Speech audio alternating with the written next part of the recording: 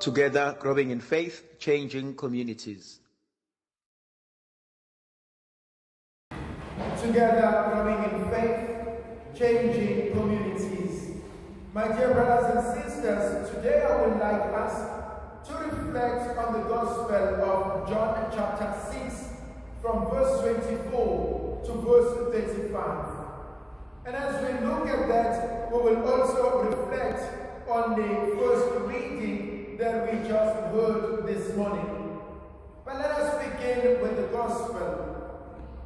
When the people saw that Jesus was not there, when they realized that Jesus had moved, had gone, had disappeared, they themselves got into the boats and they crossed over seeking Jesus.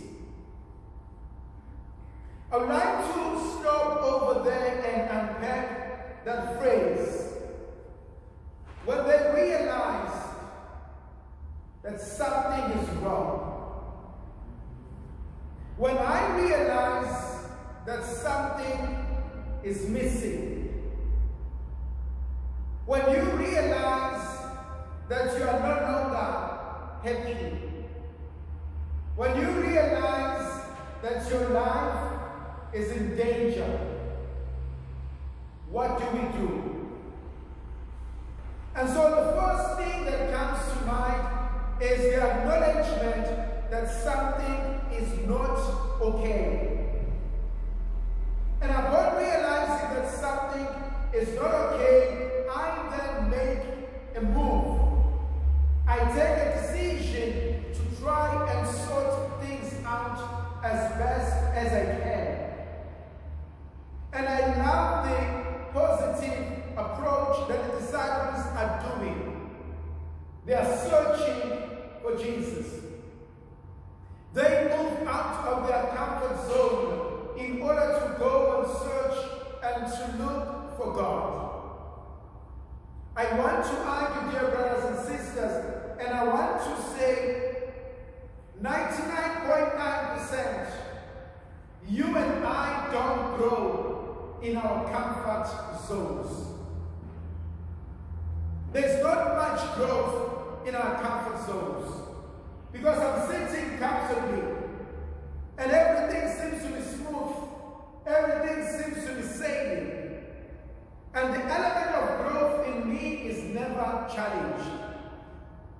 But once I go through difficulties, struggles, sufferings, temptations, hardships, then I ask myself, what else can I do in order to come out of this alive? There are a few principles that I would like to share with you. The first one is, when suffering comes our way, let us not be too quick to ask for solutions. When suffering comes our way, let us delay immediate gratification. And the argument for me lies in the simple lesson of life.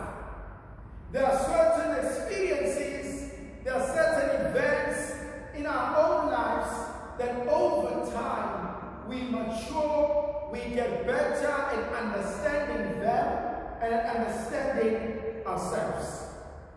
The more you battle with the problem, the more you sit with the issue, the more you pray about it, the more you come closer to God, the more wiser you become, the more gentler you become, and you realize things about yourself and things about life in general.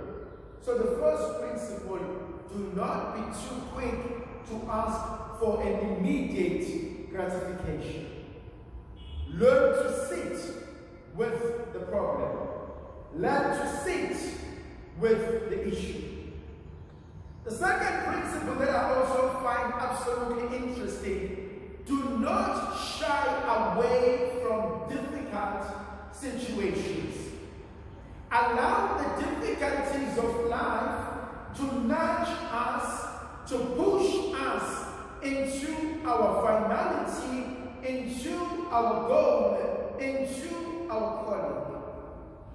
I argue, dear brothers and sisters, and I say there are things and events in our lives that God allows in order for us to grow, in order for us to become better, in order for us to reach our destination.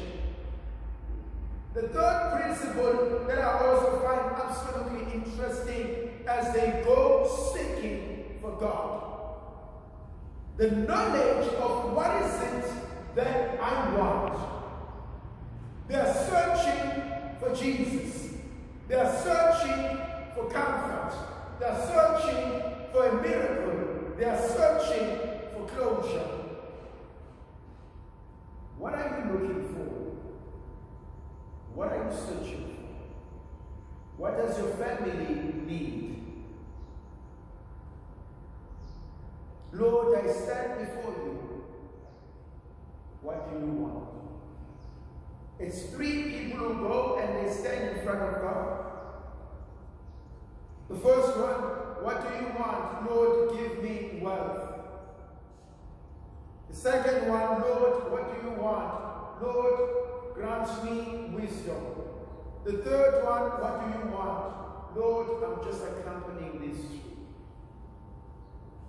What do I want? My dear brothers and sisters, you have come to this mass.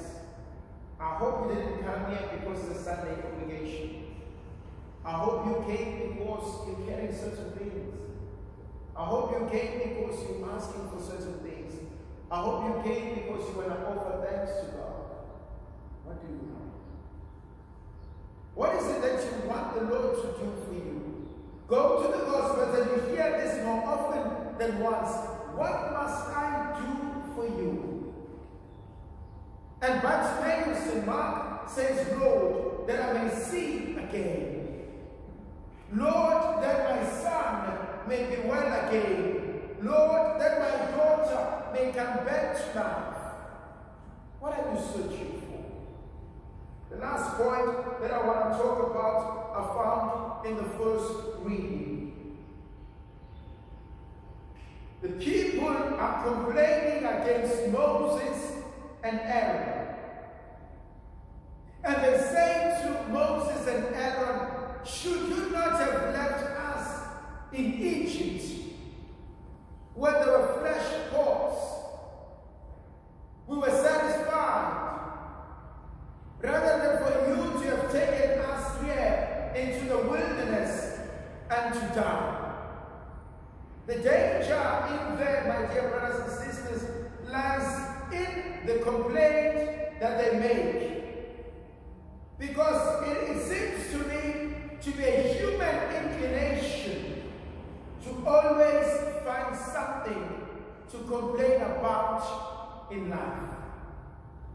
When things are not going well, when things are not going according to our plans, I will either complain to God, or I will complain about the situation, or I will complain about something else. Which is a total difference to what we find in the gospel. In the gospel, something is wrong, but they act in a proactive manner, in a positive manner. In the first reading, something is wrong. Instead of saying, what must I do? They find something to complain about. They find someone to blame.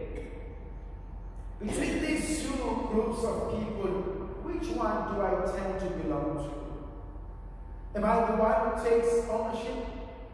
Am I the one who takes responsibility? Am I the one who looks at the positive side of things?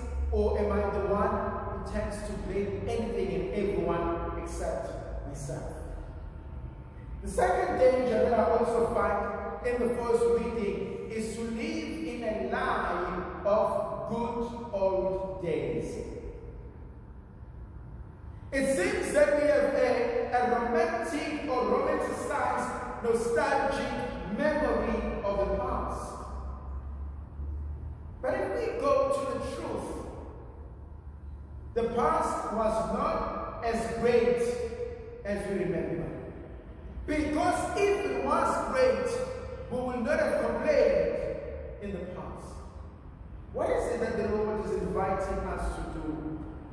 To take responsibility, to become aware of what's going on, but to know what we need. But above all, He promises that He will offer that which we need. He will give us Himself, the bread of life.